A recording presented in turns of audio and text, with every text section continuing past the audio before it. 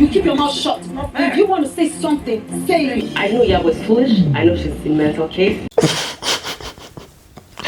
Laura's in a mental case. I'm on a mental case. Hey, start to the craze. Color mental. I'm sure you guys know that song. I'm on a mental case. So, you guys, some issues that I've been seeing in this particular season, there are some issues that I've been seeing that's just got me wondering, like, where is the genesis? Where is this coming from? For example, this particular issue between Laura and Iyabo, it just sprung out, and I was like, how did we even get here? What exactly even made this tension? Where did this tension come from, right? So we're going to get to that. Meanwhile, I think that at this point, this is the point where I feel like whatever it is that Faith took from Iyabo, she needs to return it. She needs to give her back. If it's her intestine, if it's placenta, if it's whatever it is, Faith, please, you need to return it to Iyabo, because even in this particular episode, she was just saying some things that I was just like not really understanding. Not like you are beauty without brain. No beauty, no brain. And it just has to be that there's something that Faith took from her at this point. So let's just talk about the episode and everything that happened. Welcome back to my channel. If you're new here, please do subscribe, turn on your post notifications so that I can get notified every time I post a brand new video. And do not forget to give this video a thumbs up. So at the beginning of this episode, we had Faith and her family. They were just chilling and having some fun time in the living room. Then Faith now told her mom to teach her son something. Immediately she said that her mom just entered into preaching mood straight. She was like, what God has done in my life, you guys need to have faith. And then Faith was like, okay, mommy, hold on. She was like, I should hold on. She was like, yeah. And then, you know, she now relaxed a bit. Faith in her confessional, she was now saying that she's not really like a very religious person, but her mom is like the most religious person she knows. And I think this particular scene was from episode 1, because the clothes she wore in her confessional is the same clothes she wore in that like episode 1. That was her confessional look for episode 1. So I think this was just brought from episode 1 or something. Then after that, they now showed Tony and her son Tenor. He was first of all with his dad in the field. They were having like a boxing match, or like just like a boxing session, and then there was also like this karate training with his trainer. It was later on that Tony now joined them, right? So when she came there, she just greeted, and then herself and Tenor's dad, they went to decide to have a conversation, and they were talking about their relationship with their son. She was now saying that she appreciates how they've been able to, you know, coexist and, you know, just be chilled as co-parents, and how they've been handling everything so far, that some people are not really able to do that. She now also spoke about his relationship with her husband and her daughter, like she appreciates him being able to just handle everything well. She now also spoke about the response, or the what she gets, the controversy that comes whenever she posts him on her son's birthday, and how people just assume that there's still something sexual going on between herself and that's Tenor's dad, right? Like, you know, people just assume things, people say things, but to her, she doesn't really care about what people say and how people view their relationship. She was now saying that he wanted Tenor to go join like a football academy, and he wanted it to be abroad, and, you know, they were just saying what the plans that they've had for Tenor and the agreements and disagreements. She didn't want him to go abroad because of he was still very little, and she didn't want like to separate from him and everything. I told you when he's 10, but now he's 9. Was I not the one that told you, okay, fine, it's time? Okay, it's still not late. They seem to have a pretty good relationship. Then after that, we now had Chioma and Iyabo. They went to Dr. Romel's new clinic in Lagos, right? You know, they just went to check the place out. Dr. Romel invited them, actually. So he invited Chioma and Iyabo, but Chioma now invited Tanya, right? So then she mentioned that she invited Tanya. Iyabo now said that Tanya is not happy with Dr. Romel. She told Dr. Romel that Tanya is not happy with her. First her. She told Dr. Romel that Tanya is not happy with him, and then Dr. Romel now said, what exactly happened? Chioma now said that she heard some things. That's when Dr. Romel was now asking what exactly she heard and who she heard it from. At first, like I said, Chioma did not want to say anything, but Iyabo was now like that. You say it now. She was now the one that now said it. Like, she made reference to it. She didn't exactly say, oh, this is what Faith said, but she imitated her. She held her nose and was like, you know, just talking, trying to imitate Faith, right? So that's how she now mentioned that it was Faith that said something about him. Your initial Wahala. Moving on. So Tanya now arrived, and immediately she got there, she just started off by expressing how she felt about Dr. Romeo. She was telling him that she just wanted to just let everything off her chest. She didn't want to be sitting there having a conversation with him. Meanwhile, you know, she carried her for mind and everything. So she now told him that the issue she had with him, basically what the main issue she had with him had to do with the Google thing that the Google thing that he told Faith, saying that he wanted to Google her. That's when they met at Chioma's yard sale, right?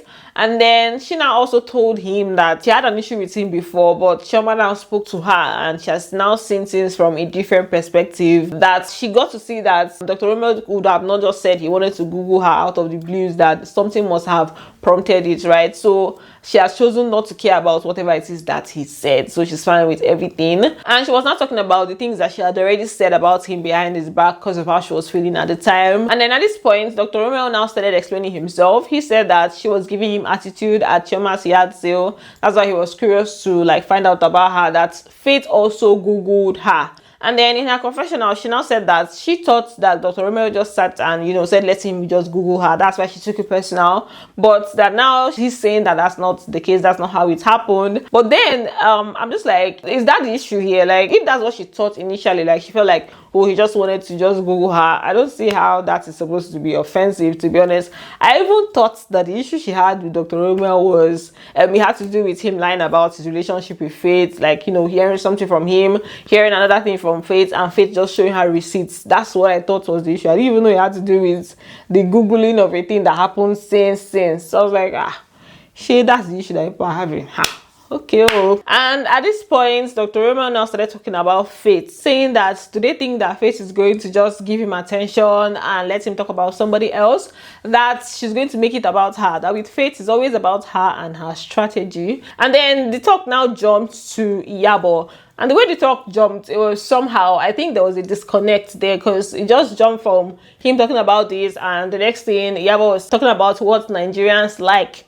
And I was like, how do we switch to that almost immediately? But she said that Nigerians like originality, and this is the point where she now referred to Faith. She now referred to Faith as no beauty, no brains. I say, They like originality. So actress was saying, it's not like you are beauty without brain. No beauty, no brain. Momo, like I said, at this point, I am sure that Faith has taken something very vital from Iyabo, and she needs to give it back, because I don't understand. Last episode, the same thing. The last episode that she said something about Faith, Faith actually even responded to that. Let me even read that for you guys. Faith responded to that, and now she's saying Nigerians like originality, beauty. I mean, no beauty, no brains. I'm sure she felt like maybe Nigerians were not going to like Faith or something, because she's saying Nigerians like originality.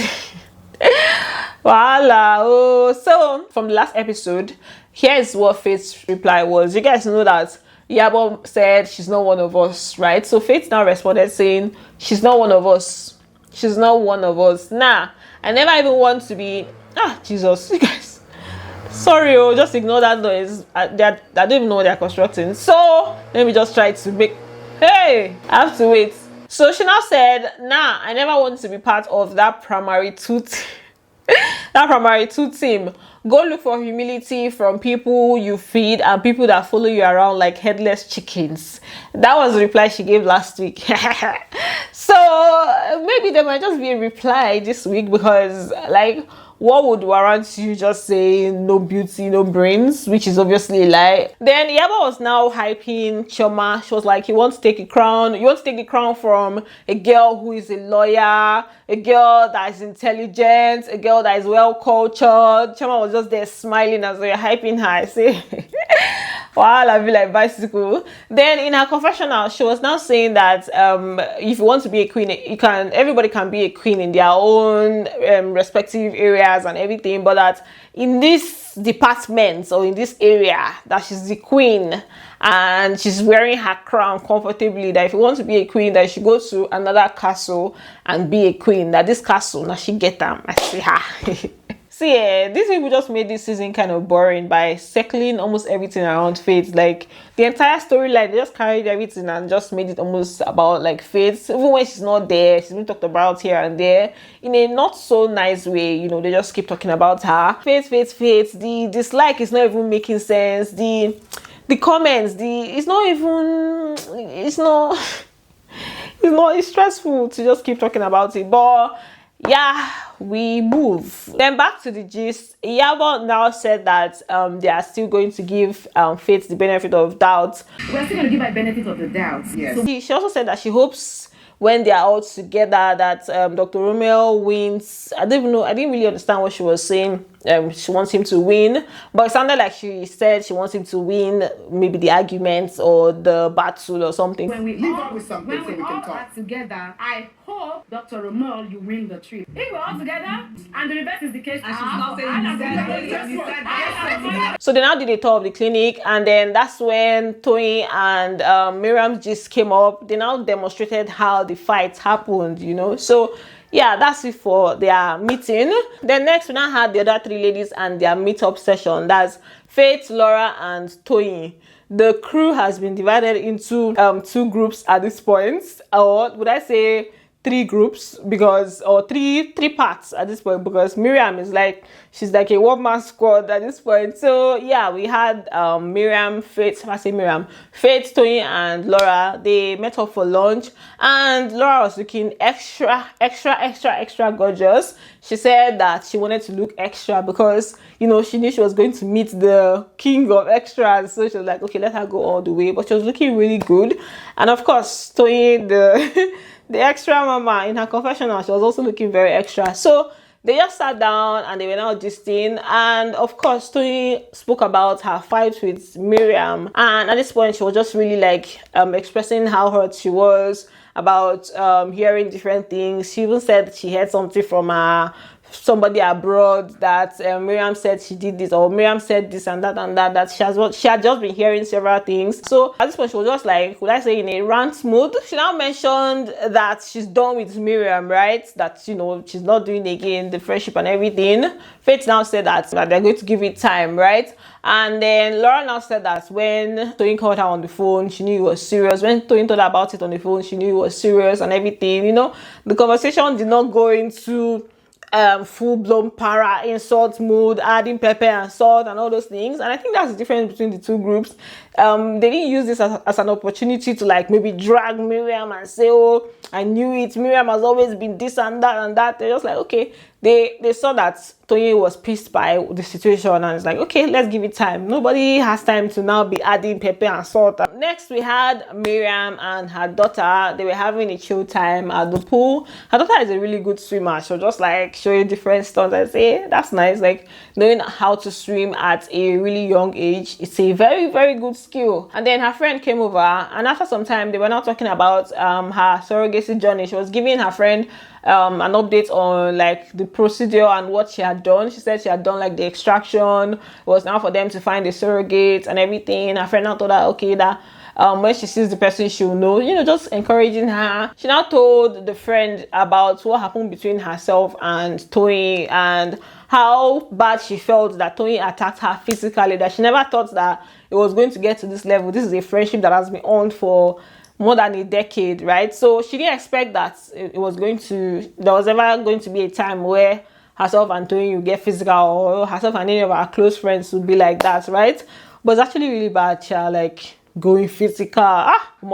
Going physical is a whole different level. Then we now had Tony and house. Okay, first of all, Miriam was looking really cute in her confessional. So we had Tony and her husband and her kids, and then there was also another girl there, Oyi. Tony spoke about how they got to meet Oyi. So she said her husband was the one that saw her on the streets and then noticed her beautiful eyes. They now approached her parents, and that's how they started working with her. They decided to, like, you know, give her a platform to shine. You know, that was the story she gave about how they got to meet Onyinye, right? So they were there for a photo shoot, and then towards the end, she now complained about her back, that her back is hurting and everything. The husband was not talking about her going for her surgery and not delaying. The son self added pressure on top, saying, was just asking her, when are you gonna go for your surgery? She was like, she's going to go. She was like, when? Why not go now? The way he was just even like adding the pressure on top, but the way he was saying it was just very cute. Can you stop stalling? Can you go, please? I'll go and do it. Don't worry. Yeah, I'm actually scheduled. Then they now showed Chioma when she went for her horse riding lessons. See,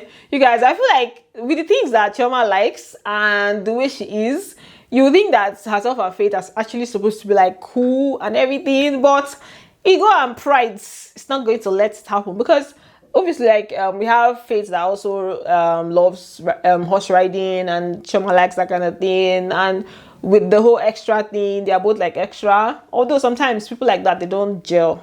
They are not.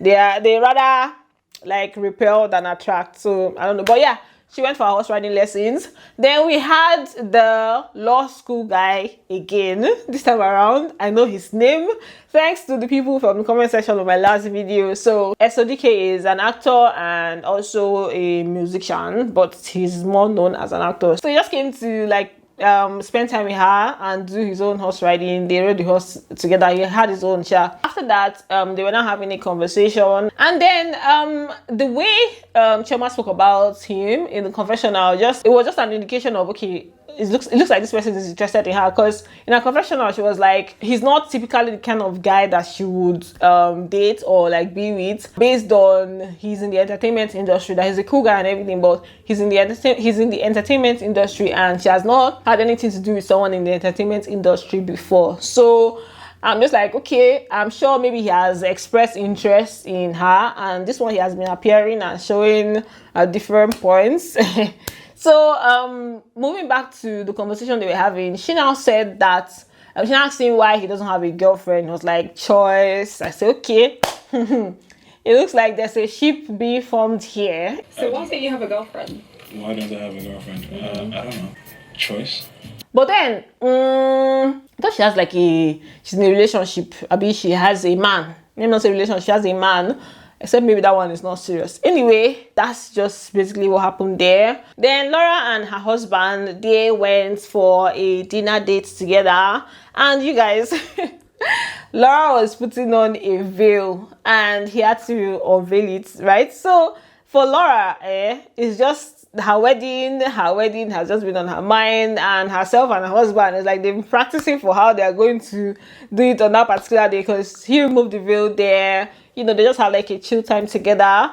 And while they were there, she told him that she appreciates that him being a friend, that he has A1 with friendship, that with being a husband, he's a good husband, but like the friendship tops that. And I told you guys that even in season 1, episode 1, I pointed out that I think that they have a really cool relationship, and I like the way they relate and everything. So she just expressed now that their friendship is very solid, right? So that just happened. And then the next thing they showed was Tanya and her husband. They were at Ziva Lagos, in the new place that they are trying to construct for Ziva Lagos as her brand, her fashion brand.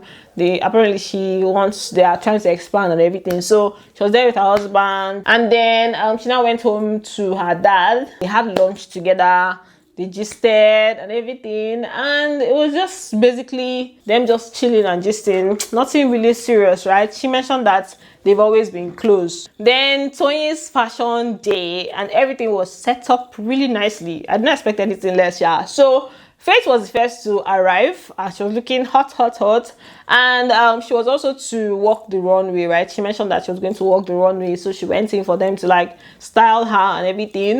Then we now had the arrival of Laura in her her big gown, and then she still had a veil on. You guys, she's like, this marriage thing, it's gonna happen for like 2 weeks, even before the day, because she has just been arriving with her veil and everything. Like she's a bride throughout this period. So she arrived next, and then we now had the group. I think I'm going to call this the Fantastic Four. Let's just give it a name. what name are you going to give this group? I'm going to call it the Fantastic Four, right? So we had the group, they arrived. Choma's outfit was giving olden days women vibe, or not in a bad way, or would I say it was giving like vintage. So they came together. Toyin greeted them. Toyin was also looking extra, of course. She had her big veil behind her and everything. So she just greeted them, and then they went and settled down for the main show to start. Then Miriam was not there. Toyin did not invite her. Right, she said she didn't want her to come and fight there. Then at some point, Dr. Romero was saying that it was just missing her vibe, her energy. The other said they're not missing it. I say okay. Miriam Miriam was not sure there. And then the show, there really was the MC, Abina, the host. He came out with his spider clothes. If you see his hand there, his spider clothes all over. I say, it was giving Halloween type vibe, right? So he came out and then he introduced the first performance, which was Hermes and his dance crew. You guys remember when Toyin was checking up on them? So they came out, did their, calisthenics and all those things that they used to do. And the dance that he had with his babe, I think, was like a sensual type of dance. I say, hey, voila. So, but they said it was nice. They enjoyed it. After that, Tenor now came on stage, did his display with Oye. So they both came on stage. And then the other models now came up. The show was grand. Like, it was really, really amazing. We saw things, like there was a sport outfit, there was masquerade, like different things that we saw on the runway. And she used a lot of Big Brother celebrities like Bibi Naija, Bibi Titans. We had Tabang, we had Nana, we had Dotun, Prince, Checks, Bella, Fina, Hermes, like a lot of Prince. Yeah, I mentioned Prince already. Like, she used a lot of them. It was nice to see them on the runway. So, and apart from the outfits and all of that, the organization was really good. Like, they were very well organized. The way they came out, the way they ended it, everything was just well organized. Like, I give it to Toyin for that one. She did a good job with the organization of this event. Then Faith now came out, and you guys, the expression on Dr. Romel's face was so funny. Like, it's almost like he was trying to make it so obvious that this is how his face is, so that we can really, really see it. So we are not going to miss it. Like, he was making it so obvious so that we'll surely notice it and say, okay. Iyabo had gone out at this point to go use the restroom. Chima she just had a smile on her face. Tanya said that Faith was looking really nice and everything. Dr. Romeo said she didn't stand out. So it was just that at this point. Then after they were done with everything, Faith and Toyin now came out together. They just showcased themselves. Toyin now went to the front, showed her own outfit as per the designer of like everything, and then told them goodbye, and that was the end of the show. Now the ladies now gathered to have a meeting, conversation, whatever it is. Toyin said she couldn't join them because she was like really tired. Faith said she couldn't join because it was really late and she had to go home regardless of the fact that it was raining. She said they didn't want to go because it was raining, so but she had to go. And it was like, she said it was like around 1:30 a.m. or so. So she left, and the other ladies were now talking. One of them said that they missed Miriam's energy, and that's when Laura was now talking about the friendship between Miriam and Toyin, and the fact that it has lasted for so long, over 15 years, maybe 14 years of friendship, and it's going down the drain just like that because of hearsay. It's not really nice. That they could have just had a conversation, and that even when herself and Toyin, they were having an issue, she told her that if there's anything that she hears about her, she should, let her know. And then I missed something when the fashion show was on. Iyabo was just like saying several things to Chioma, and I wanted to even ignore that, but she kept saying it. She spoke about Laura's fashion show, that this event is going to school Laura on how a fashion show should be. Then while she was having a conversation with Chioma, she now told Chioma that Toyin has dusted Laura, right? and that in fact she has trashed Laura, like she not even dusted that, she has trashed Laura. And when you say someone has dusted someone, it's like, you know, someone has done way better than somebody. And she was just talking, and I was like, she in a competition ni. And Shoma now said that she's not even smiling. That's Laura, that look at her face, she's not even smiling. I was like, the Laura tell me she was doing a competition with Tony for a fashion show. Obviously there was no competition there. I'm not sure Laura was trying to even be in a competition. And then Iyabo in her confessional, she was like, yeah, she's not trying to create any rivalry, but you know, that's just what it is. Like, there's no this, where did that even come from? Like, why are you even comparing the two fashion shows? They've had several other shows after Laura's show. Like, why did I even come to mind? You get? So I don't understand what they were comparing, because I'm sure at that point what Laura was even thinking about herself was her wedding, because that's all has been in her head. So you say no, she's not even smiling, as if she's pained about how Tony's fashion show is going. I don't think that's the case. I didn't think that was the case or anything, but you know, they were just talking about it. I said, okay. So back to the gist. Laura was now telling them that, you know, even herself and Tony, you know, they decided that they'll talk to each other if anything, if anybody says anything about them, right? And that's when Dr. Romel now entered into the conversation, and he was saying that, but she did not give him the same grace, right? That she just heard something about him and ran with it. She didn't give him the same grace. And Laura is like, sorry, Dr. Romel, I love you, yeah, but we are not that close. And that was what was in my mind, because I don't understand. She's telling you about how herself and her longtime friend have decided to be going about their issues, and you say you want to insert yourself. I didn't even understand why he had to like say, oh, you did not do the same with me. The same thing you're trying to do with Tony, you do not do it with me. Like, where's that from? And then that's when Iyabo now inserted herself. Let me call it inserting herself, because it wasn't really about her at this point. And when they were talking about it, she was just like carrying face, like frowning, like there was something that went wrong, or there was something going on between them. So she now entered the conversation, and she was like, if you know you're not going to tell someone what was said about them, don't tell them that anything was said about them in the first place. That it's cowardice for you to do that. That you should just shut up about it. You know, she was just going, and then Laura is like, what exactly is going on? You keep your mouth shut. If you want to say something, say it. In a confessional, she was like, if you have a problem with me, like, tell me, like, because for you to be addressing it like this, when me and you were not fighting before, and then now you're shouting, like, you know, where is that coming from? That's why I said that some issues in this thing is almost like just sprung up from like nowhere, because this Iyabo's issue with Laura, I'm not understanding it. So what exactly is going on? If she says that is because Laura did not come for her daughter's event, Laura came and left early, she has done her back now. She's not invited her to Epe. And then what else? Like, you know, what exactly? It's possible that it even has to do with Laura's friendship with Faith at this point, because there's a possibility that that's the case. But yeah, Laura was now saying that she should, and that they can, you know, talk amicably. They can talk, you know, just calm down and talk. She was like, you can't tell me how to talk. You can't tell me how to talk. You can be very rational. You can't tell me how to talk. We can be very rational.